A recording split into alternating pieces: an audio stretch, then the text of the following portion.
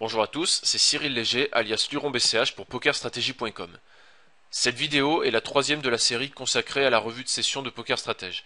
Comme dans les vidéos précédentes, nous allons essayer d'analyser, critiquer, repérer les forces et faiblesses d'un membre de la communauté, en l'occurrence Oxymore. Dans la dernière vidéo consacrée à Kyonix, nous avions déjà évoqué et analysé les statistiques du tracker. Il me semble donc inutile d'y revenir. Nous allons donc directement démarrer par la revue de session en elle-même, revue de session de NL25 Short-Handed, jouée par Oxymore il y a pratiquement un mois.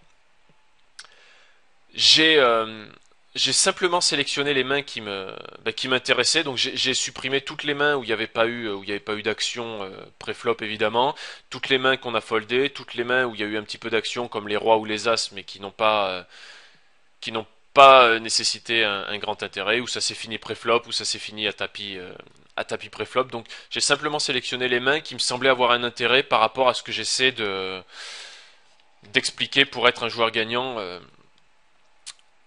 en micro-limite.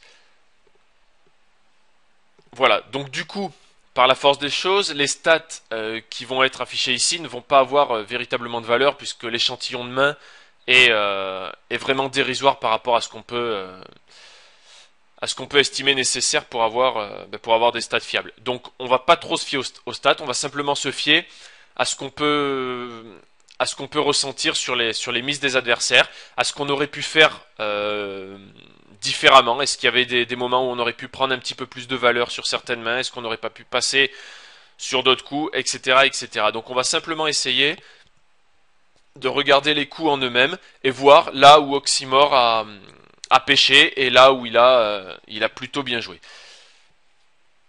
Voilà, donc les premières mains de cette vidéo, donc on va rentrer dans le vif du sujet, mais les premières mains de cette vidéo n'ont pas un grand intérêt véritable en elles-mêmes. Simplement, ce que je voulais montrer, ce que Oxymore a bien fait sur ce coup-là, c'est l'idée de ne jamais se mettre dans des coups compliqués et que si ça devient un petit peu difficile, plutôt que d'essayer vraiment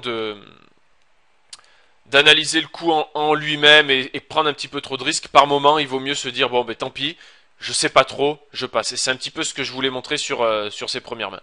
Donc on va démarrer, ce sera peut-être plus clair en faisant défiler la main. Donc première main, As-7 suité au petit blind, 4 joueurs à table, les 2 joueurs limp, on complète, on a une mini relance de la big blind. Donc évidemment cette mini relance n'a aucun intérêt. Si vous faites ça lorsque vous jouez, ça n'a pas grand sens, puisqu'évidemment vous faites simplement grossir le pot hors de position avec l'assurance que les 3 joueurs qui ont déjà limpé vont aussi limper, et jouer un pot même avec une grosse main hors de position dans 4 joueurs n'aura pas grand intérêt.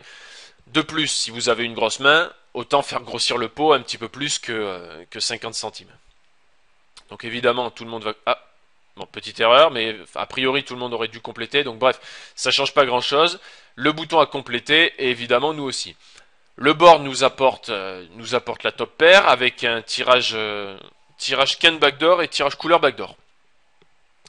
Évidemment, on n'a pas l'initiative préflop, donc on va la laisser au relanceur initial. Il check également, de même que le bouton. A priori, personne n'a d'as et personne n'a de gros jeux vu que tout le monde a checké. On trouve un tirage Ken ventral, on a